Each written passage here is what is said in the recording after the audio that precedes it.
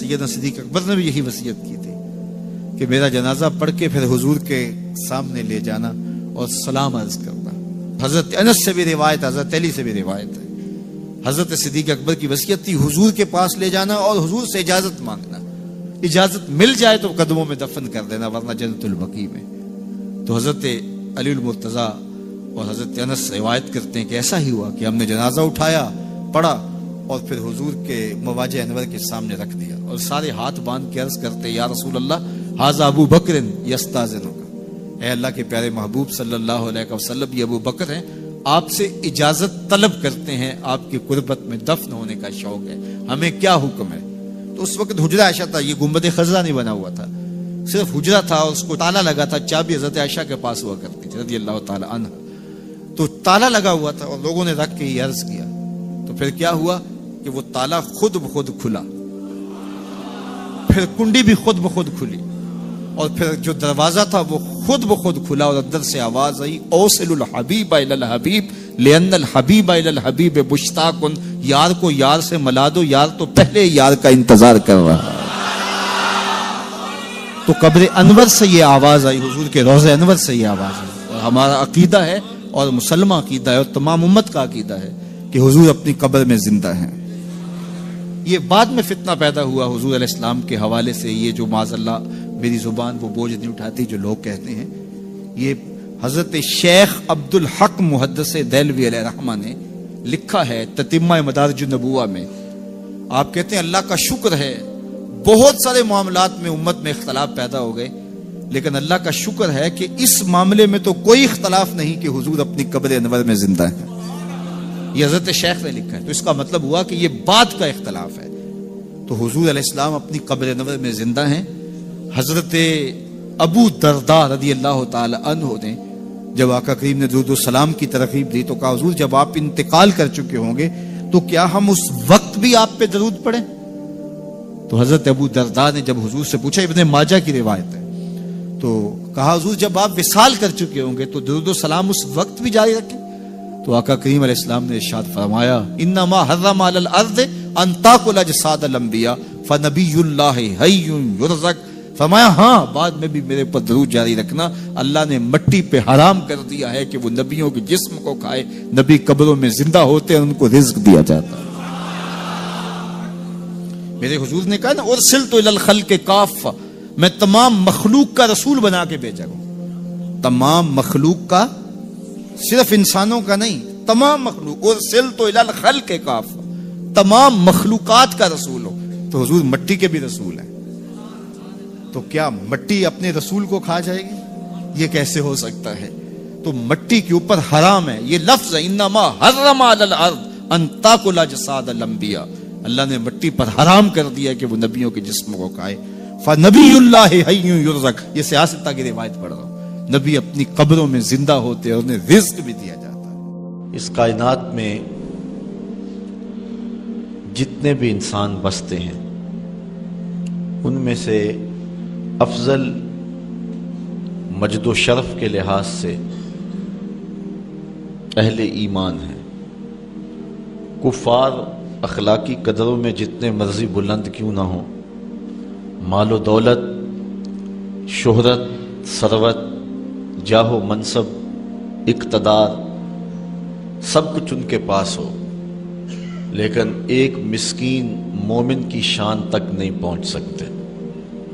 اس لیے اس کائنات میں بسنے والے انسانوں میں سب سے افضل شخص مومن ہے۔ اہل ایمان میں سے فضل و شرف رکھنے والے علماء اور اولیاء ہیں۔ علماء و اولیاء میں سے اغیاث اور اقطاب فضل و شرف پاتے ہیں۔ اغیاث اور اقطاب کا جہاں نقطہ عروج ہوتا ہے وہاں تابی کا مرتبہ شروع ہوتا ہے، اور جہاں تابی اپنے نقطہ کمال کو پہنچتا ہے وہاں صحابی کا کمال اور عظمتیں شروع ہوتی ہیں۔ صحابہ میں سے جو مہاجر صحابہ ہیں وہ فضیلت والے ہیں، مہاجر و انصار میں سے جو بدر میں شریک ہوئے ہیں وہ افضل ہیں، اور ان میں سے عشرہ مبشرہ جن 10 لوگوں کے لیے حضور نے جنت کی بشارت دی وہ افضل ہیں۔ ان 10 لوگوں میں 4 اصحاب افضل اور مرتبہ و مقام سے اعلیٰ ہیں، اور ان 4 میں سے سب سے افضل حضرت ابو بکر صدیق رضی اللہ تعالیٰ عنہ۔ یہ ہمارا اہل ایمان کا عقیدہ ہے۔ صحابہ کے درجے متفاوت ہیں۔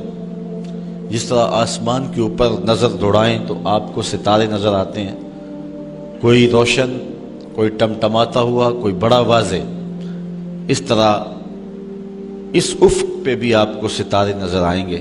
صداقت کے تارے بھی ہوں گے، عدالت کے ستارے بھی ہوں گے، ولایت کے، امامت کے، طرح طرح کے ستارے نظر آئیں گے۔ درجوں کے اعتبار سے متفاوت ہیں، لیکن حضور علیہ السلام کے تمام صحابہ کی تعظیم و توقیر ہمارے اوپر واجب ہے۔ سب سے افضل صحابی جس کو شرف ملا اور عظمت سب سے فضیلت والی نصیب ہوئی وہ حضرت ابو بکر صدیق کی ذات ہے۔ کہتے ہیں حضور کا سایہ نہیں تھا، لیکن یہ سائے کی طرح حضور کے ساتھ ہی رہے، ساری زندگی حضور کے ساتھ گزاری۔ بدر کے بھی ساتھی ہیں، قبر کے بھی ساتھی ہیں، غار کے بھی ساتھی ہیں، اور حد ہو گئی مزار کے بھی ساتھی ہیں۔ جے شک ہووی تے چل مدینے، آ ویخ لے جوڑ مزاراں دا، بن یار نبی دیاں یاراں دا۔ حضور علیہ السلام نے ارشاد فرمایا، اپنی صحبت اور اپنے مال سے جس نے سب سے زیادہ میرے اوپر احسان مندی کی ہے اس شخص کا نام ابو بکر ہے۔ بلکہ حضور نے فرمایا کہ جس شخص نے بھی میرے اوپر کوئی احسان کیا ہے میں اس کے احسان کا بدلہ اس کو دے چکا ہوں، لیکن ایک ابو بکر ہے جس کے احسانات کا بدلہ کل قیامت کے دن اللہ ہی عطا فرمائے گا۔ یہ صرف حضرت ابو بکر صدیق کی ذات ہے۔ اور حضرت عمر کہتے ہیں، قال ابو بکر سیدنا و خیرنا و احبنا الی رسول اللہ صلی اللہ علیہ وسلم۔ کہتے ہیں کہ ابو بکر کی کیا پوچھتے ہو، وہ ہم میں سے ہمارے سردار بھی تھے، ہم میں سے افضل بھی تھے، اور حضور سب سے زیادہ جس شخص سے پیار کرتے تھے اس شخص کا نام بھی ابو بکر ہی تھا۔ سب سے زیادہ حضور ان سے ہی پیار کیا کرتے تھے۔ حضرت عائشہ رضی اللہ تعالیٰ عنہ فرماتی ہیں کہ جب حضور علیہ السلام کا آخری وقت آیا تو آقا کریم علیہ السلام نے فرمایا کہ ابو بکر کو حکم دو کہ لوگوں کو نماز پڑھائیں۔ میں نے عرض کی کہ وہ رقیق القلب ہیں، مصلی پہ جب آپ کو نہیں پائیں گے تو بے چین ہو جائیں گے، کسی اور کے لیے حکم نامہ جاری کرو۔ حضور علیہ السلام نے فرمایا کسی قوم کے لیے مناسب ہی نہیں ہے کہ ابو بکر ان کے اندر رہتے ہوں اور امامت کوئی اور کروائے۔ ابو بکر کا حق ہے کہ وہ امامت کروائیں۔ حضرت عمر رضی اللہ تعالی عنہ سے ایک روایت سنیے، کہتے حضور نے ایک مرتبہ فنڈ کے لیے ارشاد فرمایا کہ لاؤ راہ خدا میں پیش کرو، تو میرے پاس اتنی خوشحالی تھی کہ اتنی کبھی خوشحالی ہوئی نہیں تھی، تو میں نے کہا اگر ابو بکر سے بڑھ سکتا ہوں تو آج بڑھ سکتا ہوں۔ میں گیا اور آدھا مال لے آیا۔ حضور نے پوچھا عمر گھر والوں کے لیے کیا چھوڑا ہے؟ میں نے کہا اتنا ہی چھوڑا آیا ہوں، آدھا لے آیا ہوں، آدھا چھوڑا آیا ہوں۔ کہتے ہیں پھر ابو بکر سارا مال ہی سمیٹ کے لے آئے۔ اللہ اکبر۔ حضور نے کہا ابو بکر تم گھر کے لیے کیا چھوڑا ہے؟ تو حضرت ابو بکر رضی اللہ تعالیٰ نے کہا اب قیت لہم اللہ و رسولہ، حضور میرے سامنے بھی آپ ہیں، میرے گھر میں بھی تو آپ ہی ہیں نا۔ وہ اپنے نام لیواؤں کو تنہا چھوڑتے کب ہیں، جہاں ہم دم نہ ہو کوئی وہاں سرکار ہوتے ہیں۔ تو کہا میں اللہ اس کے رسول کی رضا کو گھر چھوڑ آیا ہوں۔ حضرت عمر کہتے ہیں پھر میں نے کہا کہ میں ابو بکر سے کبھی بھی نہیں بڑھ سکتا۔ اللہ تعالیٰ نے ان کو شان ہی انوکھی دی ہے۔ حضور علیہ الصلوۃ والسلام کے وصال کے فوراً بعد منافقین نے بہت باریک چال چلی، مسلمانوں کی صفوں میں گھس گئے۔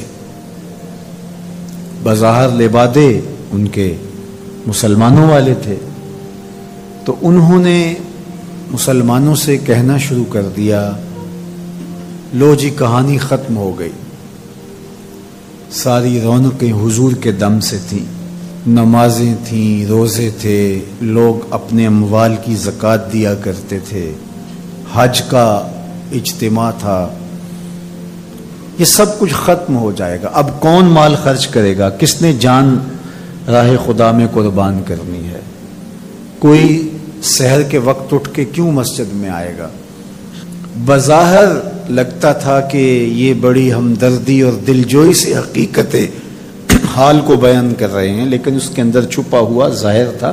جو نئے قبائل اسلام لائے تھے، یہ خبر جب ادھر پہنچی تو انہوں نے ارتداد کا رستہ اختیار کر لیا. بہت سارے قبیلے، آپ پڑھیں تاریخ، مرتد ہو گئے.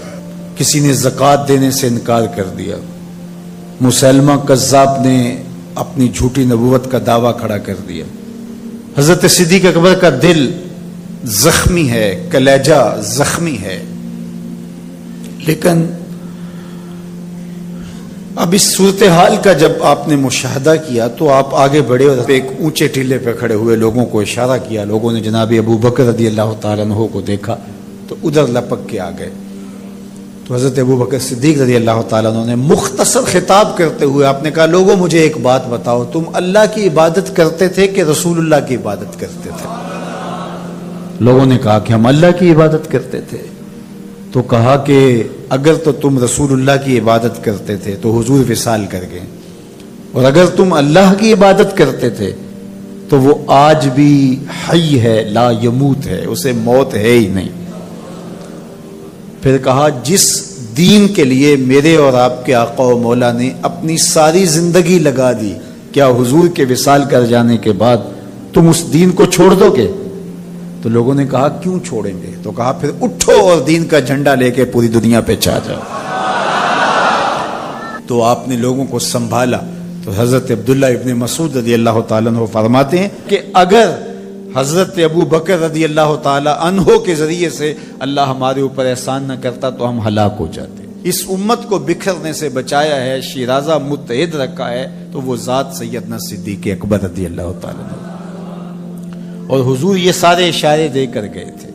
ایک خاتون آئی، کوئی کام تھا اس کو، اس نے کہا، تو حضور نے فرمایا پھر آنا. تو اس نے کہا کہ اگر میں پھر آؤں تو آپ نہ ہوں. اس کی مراد یہ تھی کہ آپ وصال کر گئے ہوں. تو آقا کریم علیہ السلام نے فرمایا اگر میں نہ ہوا ابو بکر تو ہوں گے، میں نہ ہوا تو ابو بکر کے پاس آ جانا. اللہ اکبر. حضور نے حضرت ابو بکر رضی اللہ تعالی عنہ کو اپنی زندگی میں مصلی پہ کھڑا کیا. ترمذی کے لفظ ہیں، حضور نے ارشاد فرمایا لا ينبغي لقوم فیہم ابو بکر ان یؤمہم غیرہ. کسی قوم کے لیے مناسب ہی نہیں ہے کہ ابو بکر ان کے اندر رہتا ہو اور امامت کوئی اور کروائے. مروا ابا بکر فلیصلی بالناس. ابو بکر کو حکم دو کہ وہ لوگوں کو نماز پڑھائے. اور پھر مصلی پہ جا کے حضرت ابو بکر کھڑے ہوئے. 17 نمازیں حضور علیہ الصلوۃ والسلام کی حیات طیبہ کے اندر حضرت ابو بکر نے پڑھائی. اللہ اکبر. فرمایا ما نفعنی مال احد قط ما نفعنی مال ابی بکر. مجھے کسی کے مال نے اتنا نفع نہیں دیا جتنا ابو بکر کے مال نے دیا. اللہ کے علاوہ اگر میں کسی کو خلیل بناتا تو ابو بکر کو بناتا، لیکن اللہ میرا خلیل ہے، جنہیں سیدہ کہول اہل الجنہ کہا گیا، جنت کے بوڑھوں کے سردار بنائے گئے. حضور نبی رحمت صلی اللہ علیہ وآلہ وسلم کی نیابت اور حضور علیہ الصلوۃ والسلام کی خلافت کا تاج ان کے سر پہ رکھا گیا، جن کی صحابیت کو میرے رب نے قرآن میں بیان فرمایا. اذ یقول لصاحبہ لا تحزن ان اللہ معنا. جب غار ثور میں حضور علیہ الصلوۃ والسلام سیدنا ابو بکر رضی اللہ تعالیٰ عنہ کی گود میں سر رکھ کے لیٹے ہوئے تھے. سانپ ایڑی پہ ڈنگ کے ڈنگ لگا رہا ہے اور آپ اپنی ٹانگ کو جنبش نہیں ہونے دیتے. آنکھوں کا ہلکا توڑ کے آنسو حضور کے رخسار پہ گرتے ہیں اور آقا کریم بیدار ہوتے ہیں اور بیدار ہو کے پوچھتے ہیں مالک یا ابا بکر. ابو بکر کیا ہوا؟ ادب کے اس کرینے کو جناب سیدنا صدیق اکبر نہیں بھولتے. کہتے ہیں فدا کا امی و ابی یا رسول اللہ. لو دیکھ تو حضور میری ماں بھی آپ کے قدموں پہ قربان جائے، میرا باپ بھی آپ کی راہوں پہ نچھاور، میرا قبیلہ میرا خاندان آپ کے قدموں پہ قربان، مجھے سانپ نے ڈس لیا ہے. تو محبت کا یہ اسلوب اور الفت کا یہ طریق آپ کو یہاں ملے گا کہ انداز الفت نہیں چھوڑتے. تو سانپ کا کام تو ڈسنا ہے، چاہے وہ غار میں ڈسے یا اسلام آباد میں بیٹھ کے ڈنگ لگائے، وہ تو ڈستا رہے گا. لیکن ابو بکر حضور کی محبت کے ترانے پڑھتا رہے گا. سیدنا صدیق اکبر کی سب سے بڑی آرزو جب پوچھی گئی تو وہ یہی تھی کہ آنکھیں میری ہوں چہرہ حضور کا ہو. نہ چہرہ ہٹے نہ آنکھیں تھکیں، دیکھتا رہوں اور دیکھتا رہوں۔ اس واقعہ کی حکایت قرآن نے بیان کی ہے۔ اذ یقول لصاحبہ، صحابی کا ٹائٹل قرآن نے حضرت سیدنا صدیق اکبر کے نام کیا ہے، اس لیے حضرت سیدنا صدیق اکبر کی صحابیت کا انکار کفر ہے۔ جو حضرت صدیق اکبر کو کافر کہتا ہے وہ خود کافر ہے، اس لیے کہ ان کا ایمان، ان کا اسلام اور ان کی صحابیت قرآن کی قطعی نص سے ثابت ہے اور ان لفظوں کے ساتھ ثابت ہے۔ اذ یقول لصاحبہ لا تحزن، کہا گھبرانے کی ضرورت نہیں، ان اللہ معنا، اللہ ہمارے ساتھ ہے، اللہ ہمارے ساتھ ہے۔ اور پھر کہا وَالثَّانِي اثْنَيْنِ اذ هُمَا فِي الْغَارِ، دو میں سے دوسرا، اللہ اکبر، اللہ نے دو میں سے دوسرا کہا ہے۔ یہ شان ہے سیدنا صدیق اکبر، جو ثانی اثنین ہیں غار میں، اللہ اکبر۔ یار کہتے ہیں حضور کا سایہ نہیں تھا، لیکن جناب ابو بکر سائے کی طرح حضور کے ساتھ تھے، قبر کے بھی ساتھی، بدر کے بھی ساتھی، سفر کے بھی ساتھی، حضر کے بھی ساتھی۔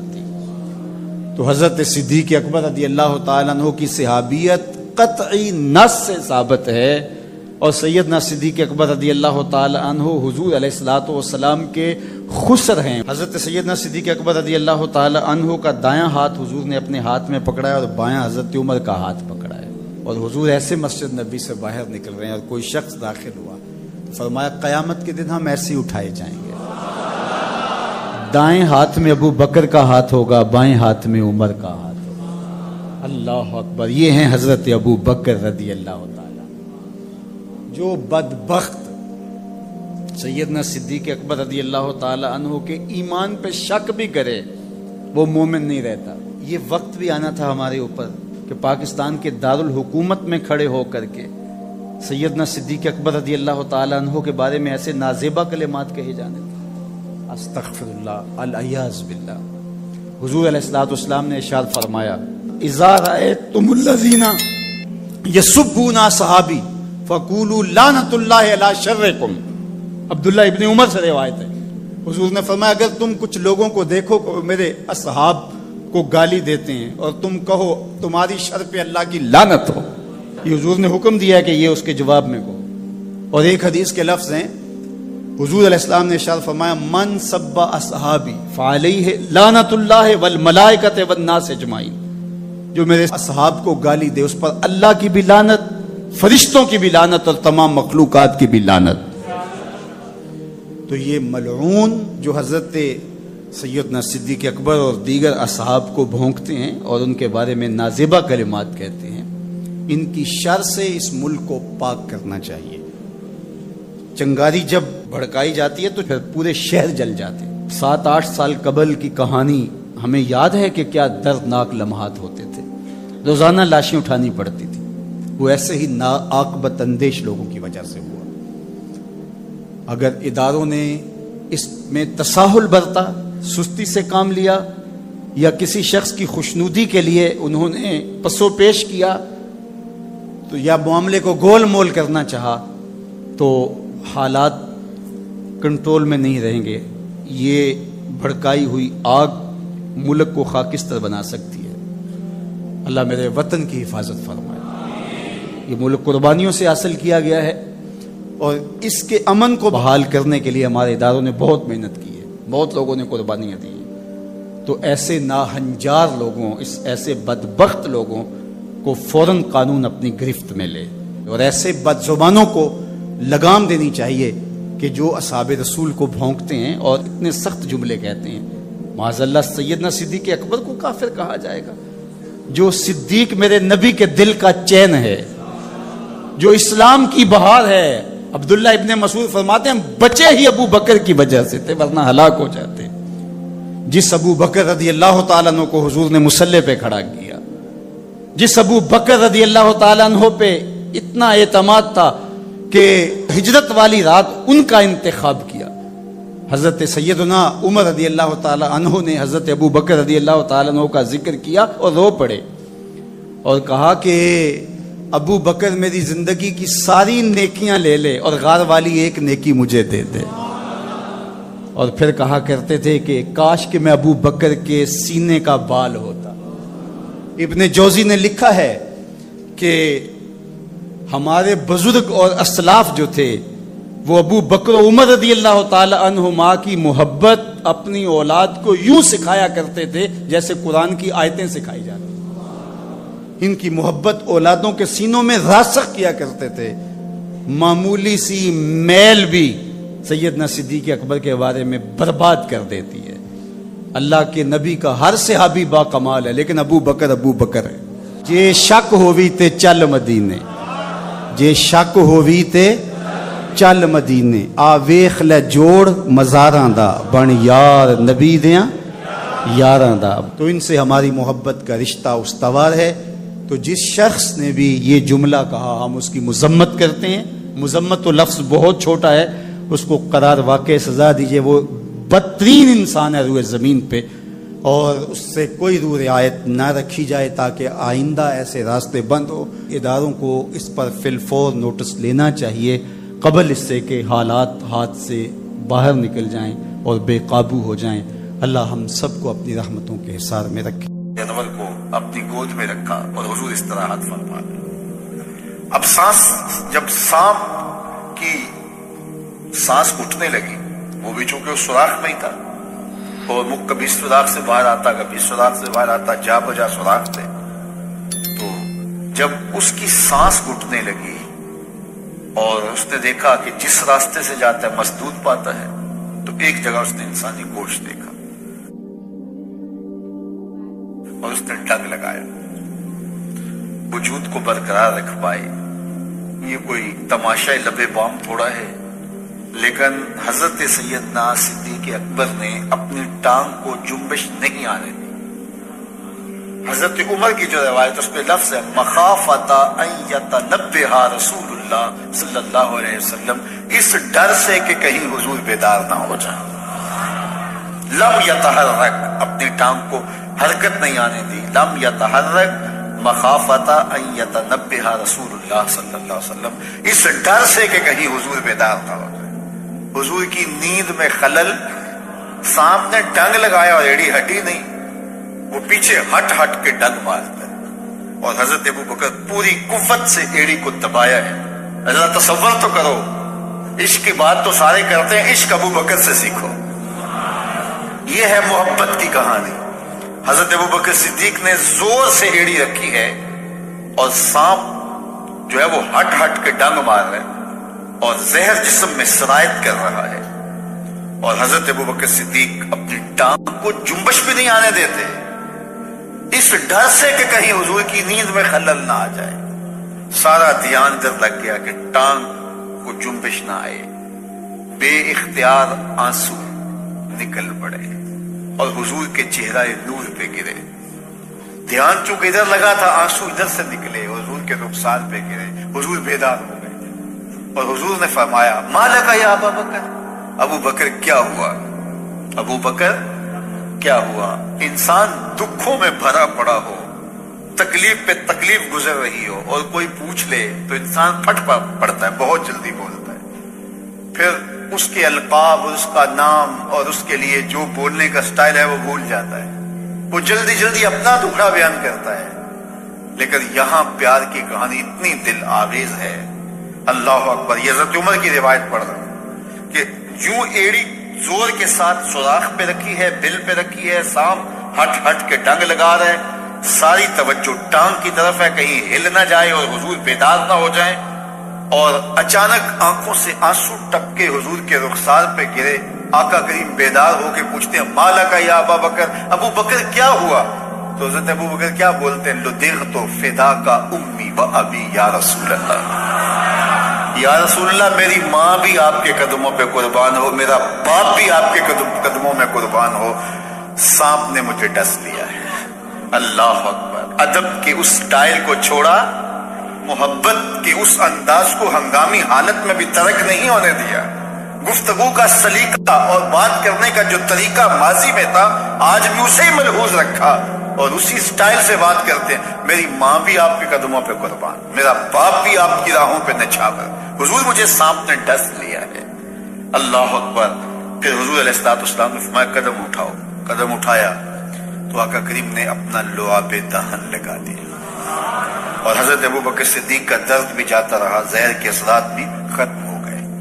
और जब आपका आखिरी वक्त आया तो वो दोबारा औद कर आए और हजरत उमर फरमाते हैं कि आपकी वफात का सबब वही सांप का डंग था। अल्लाह अकबर, आशिक की मौत आई है और आशिक दुनिया से रुखसत हुआ है तो वही लम्हे दोबारा लौट आए, वही सांप के जो है वो जहर का असर सरायत करने लगा है। वो हजरत अबू बकर का जब आखिरी वक्त था तो गारे सौर की सारी यादें फिर ताजा होने लगी है। अल्लाह अकबर। तो हजरत अबू बकर सिद्दीक और हुजूर 3 दिन तक और 3 रातें उस गार में रहे। अब ये ढूंढते रहे, इधर गए होंगे, इधर रहे होंगे। फिर उनके खोजी ने कहा कि निशान तो इधर जाते, और उनको लेके वो गारे सौर की तरफ बढ़ गया और पहाड़ चढ़ गया। गारे सौर के आगे जब गया तो वहां तक निशान थे। आगे एक झाड़ी थी जिस पर ताला जो है वो जाला तन लिया था अनकबूत ने, मकड़ी ने, और फाख्ता ने अंडे भी दे दिए थे। तो अब वहां उनका गुमान हुआ कि अगर यहां से अंदर गए हुए होते तो ये जाला टूट जाता। तो ये तो मुमकिन नहीं है, फाख्ता तो इंसानी वजूद को देख करके उड़ जाती है, तो ये यहाँ फाख्ता भी उल्टी हुई है। तो अब जिन्होंने गारे सौर देखी है उनके ज़हन में सारा नक्शा घूम गया होगा, वो उस तस्वर में घूम रहे होंगे। वो यहाँ मरकज मुस्तफा में नहीं बैठे, गारे सौर के आगे बैठे हुए होंगे। फिर वो क्या मंजर है, अल्लाह अकबर। तो गार ऊपर से नीचे आती है और नीचे थाना है गार, और जो गार के अंदर बैठे हो, सामने जो प्लेटफॉर्म बना हुआ है उसके ऊपर चलते फिरते बातें करते वो सारे लोग नजर आते हैं ऊपर वाले को जो गार के अंदर बैठे, और जो बाहर है उनको गार के अंदर कुछ नजर नहीं आ रहा। एक तो गार के अंदर अंधेरा, और दूसरी बात अगर देखना भी चाहें तो झुक करके देखना पड़ता है। अपने नीचे झुके और फिर अंदर देखें तो कुछ दिखाई देगा, और वो नहीं देख रहे थे। तो हजरत अबू बकर सिद्दीक रज़ियल्लाहु ताला अन्हु ने जब देखा मुशरिकीन चल रहे हैं, उनकी आवाजें भी आ रही हैं, तो हुजूर से कहा कि हुजूर ये क्या हुआ। इज़ यक़ूलु लिसाहिबि ला तहज़न इन्नल्लाह मअना, कुरान बताता है दोनों में से एक जब उसको जब फिक्र लाहिक हुई, एक होता है अपनी जान का खौफ, उसको खौफ कहते हैं, जो दूसरे के लिए होता है उसको हुज़्न कहते हैं।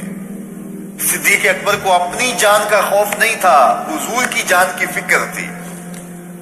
तो अल्लाह के महबूब ने फरमाया, कुरान ने उसकी हिकायत की, ला तहज़न, परेशान होने की जरूरत नहीं, इन्नल्लाह मअना, अल्लाह हमारे साथ है, अल्लाह हमारे साथ है। बल्कि फरमाया अबू बकर तो उन दो के बारे में क्या कहता है जिनका तीसरा अल्लाह हो, उन दो के बारे में तू क्या कहता है जिनका तीसरा। और वहां सोचते रहे आगे किधर गए हैं, आगे किधर गए हैं, और गार सामने किधर गए थे, और हुजूर उनको देख रहे, अबू बकर सिद्दीक उनको देख रहे हैं। मेरे उस्ताद थे, फरमाने लगे कि हुजूर अलैहिस्सलाम को देखने के लिए झुक के देखना पड़ता है। उस गार में उन्हें हुजूर तब नजर आते अगर वो झुक के देखते, और अगर वो झुक के देखने की आदत रखते तो मक्के में ही देख लेते, मक्के में ही देख लेते। इसलिए उन्होंने झुकना नहीं था, और जो झुकना नहीं जानता वो नबी को देख नहीं पाता, और जो झुकता है बिलाल देख लेता है, अम्मार देख लेता है, अबू बकर देख लेता है। अल्लाह अकबर। तो ये तो वहां मक्के में नहीं देख सके, अभी तो कुरान ने कहा ना, वतराहुम यंजुरूना इलैहि वहुम ला युबसिरून। महबूब ये जो आंखें फाड़ फाड़ के आपको देख रहे हैं, आप इनके देखने को देख रहे हैं, वतराहुम, आप इनको देख रहे हैं, यंजुरूना इलैहि, ये आपको देख रहे हैं, आप देख रहे हैं कि ये आपको देख रहे हैं। वहुम ला युबसिरून, मैं खुदा होकर कहता हूं ये नहीं देख रहे। रिपल से तवज्जो तो करिए, कुरान मजीद के उसलूब को तो मुलाजा किए। वतराहुम, आप इनको देख रहे हैं, क्या देख रहे हैं, यंजुरूना इलैहि, कि ये आपको देख रहे हैं। वहुम ला युबसिरून, महबूब नहीं देख रहे, ये नहीं देख रहे। आपको लगता है कि देख रहे हैं, दुनिया भी समझती है देख रहे हैं, یہ آنکھیں پھاڑ پھاڑ کے دیکھ رہے ہیں، لیکن میں کہتا ہوں نہیں دیکھ رہے۔ جنہاں نے یار نو اپنے جا دیکھا دیکھیا ہی، جنہاں ویکھیا نہیں ہو کرن گلا، جنہاں ویکھیا نہیں ہو کرن گلا، جنہاں ویکھیا ہو تے بول دے نہیں، جڑے محرم راز حقیقت دے او راز حقیقت کھول دے۔ انہوں نے دیکھا نہیں تھا، دیکھا تو بلال حبشی نے تھا، دیکھا تو عمار ابن یاسر نے تھا، دیکھا تو حضرت مقداد نے تھا، دیکھا تو ابو بکر صدیق نے تھا، دیکھا تو فاروق اعظم نے تھا۔ تو یہ دیکھنا ہے، تو یہ آنکھیں پھاڑ پھاڑ کے دیکھ رہے ہیں، میں کہتا ہوں یہ نہیں دیکھ رہے۔ وہ جھکتے تو دیکھتے، جو جھکنا نہیں جانتے وہ دیکھنا کیسے جانتے؟ تو کسی کو دیکھنے کے لیے اپنا آپ مٹانا پڑتا ہے، اپنا آپ جب تک مٹے گا نہیں تو کوئی دکھائی نہیں دے گا، جب مٹ جاؤ گے تو جلوہ یار بھی دکھائی دے گا، جلوہ حبیب بھی دکھائی دے گا۔ اللہ اکبر۔ تو حضرت سیدنا صدیق اکبر رضی اللہ تعالیٰ عنہ 3 دن وہاں گزارے۔ حضرت عمر کہا کرتے تھے رضی اللہ تعالیٰ عنہ، روتے تھے جب حضرت ابو بکر صدیق کا ذکر کرتے، کہتے تھے کہ ابو بکر مجھے غار کی 1 رات والی وہ نیکی دے دیں، میری ساری زندگی کی نیکیاں لے لیں۔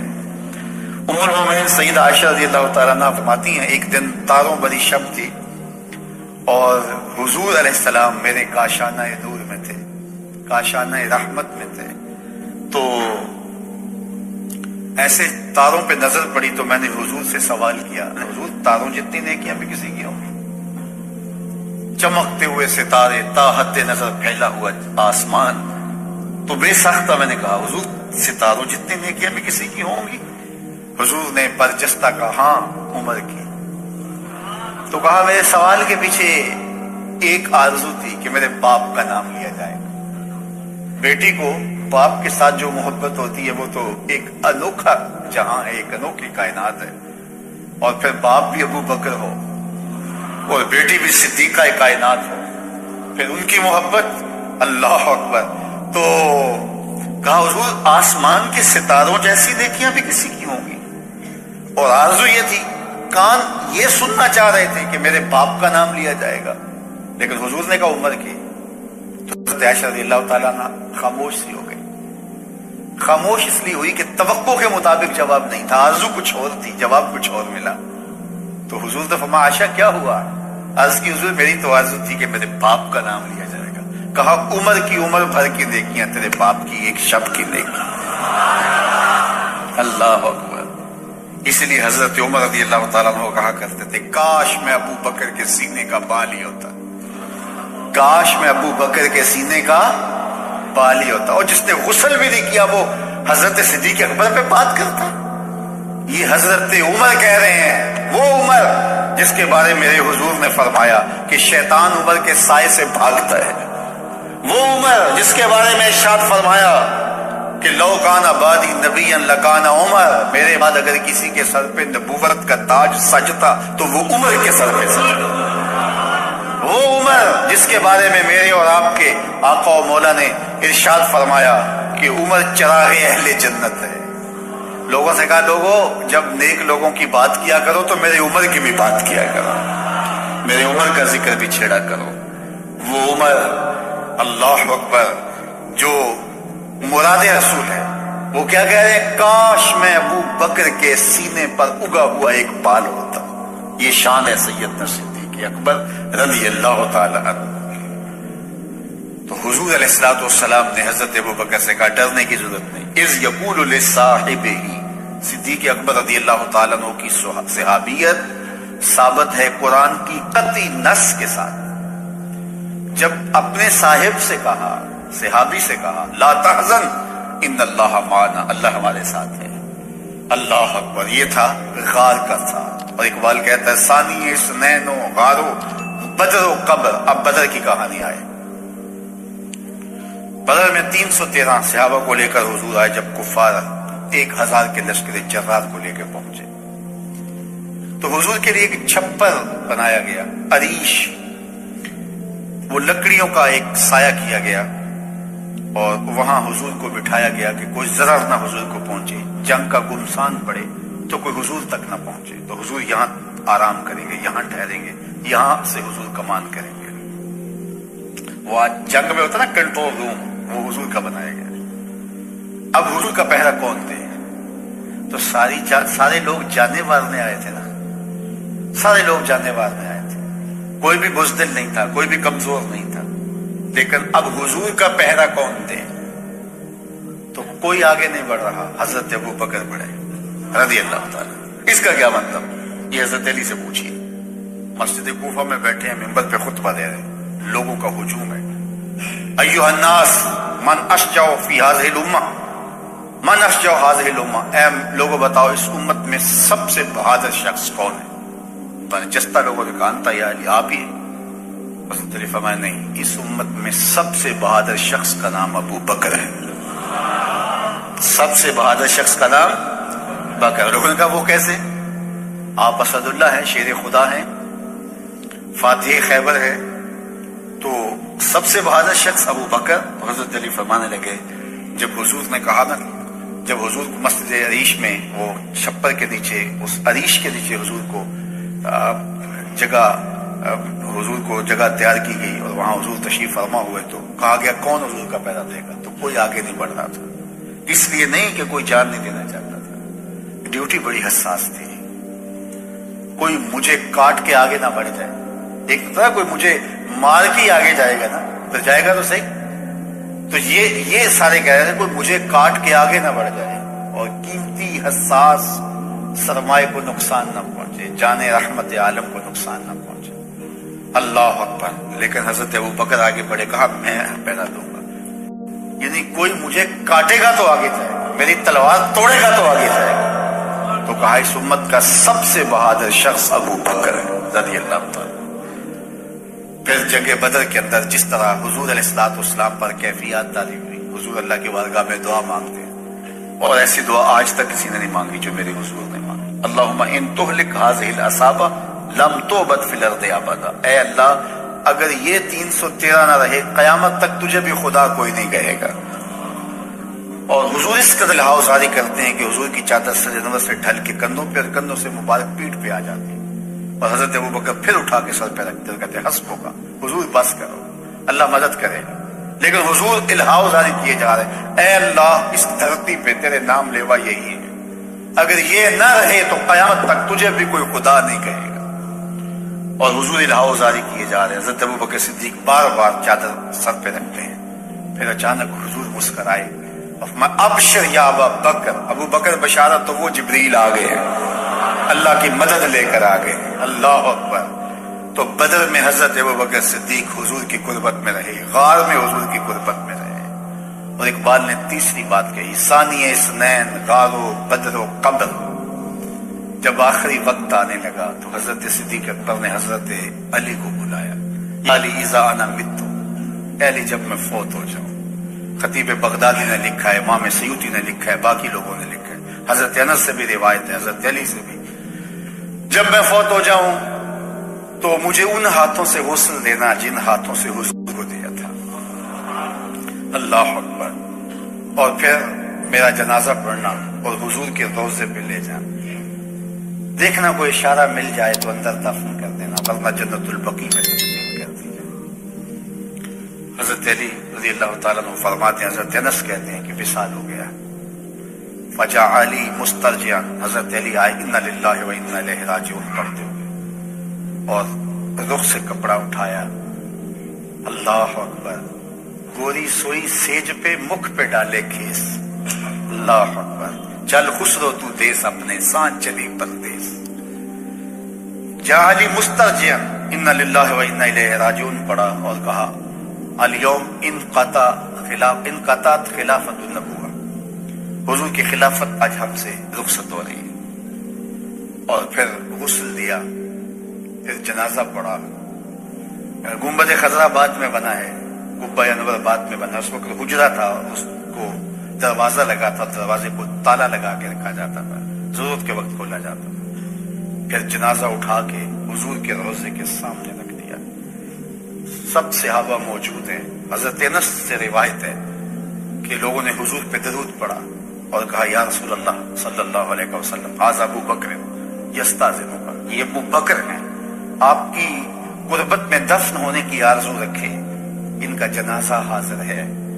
اللہ اکبر مزہ مرندہ انج آندا میت یار دے بوئے تے پئی ہوئے میت یار دے بوئے تے پئی ہوئے یوں حضرت ابوبکر صدیق کی لاش ہے پڑی صحابہ ہاتھ باندھے کھڑے ہیں حضور پہ درود پڑھتے ہیں اور ساتھ بولتے ہیں یا رسول اللہ ھذا ابو بکر یستاذنو کا یہ ابو بکر ہیں آپ کی غربت میں دفن ہونے کی تمنا لیے حاضر ہے کیا حکم ہے اور منتظر کھڑے ہیں راوی کہتا ہے خطیب بغدادی نے لکھا ہے امام سیوطی نے لکھا ہے خاتم المحدثین امام سیوطی لکھتے ہیں کفایت الطالب اللبیب فی قصائص اللبیب میں کہ جب یوں ہاتھ باندھے انتظار کر رہے ہیں پھر کیا ہوا کہ تالا خود بخود کھلا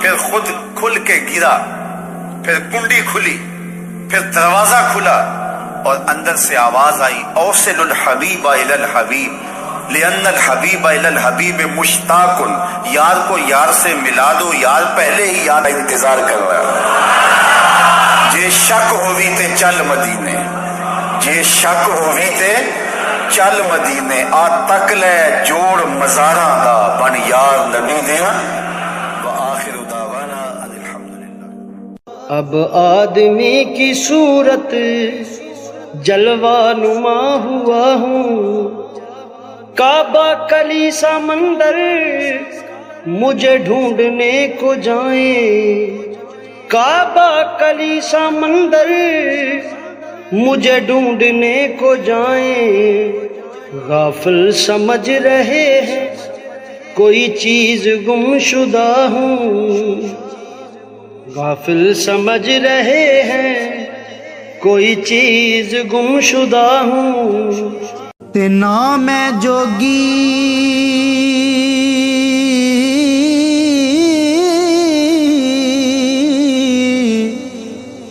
نام ہے جنگم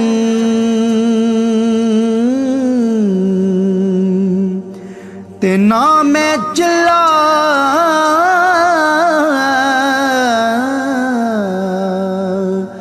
کمایا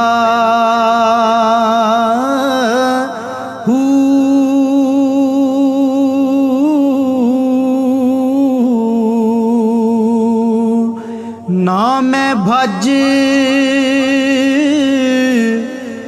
مسیتی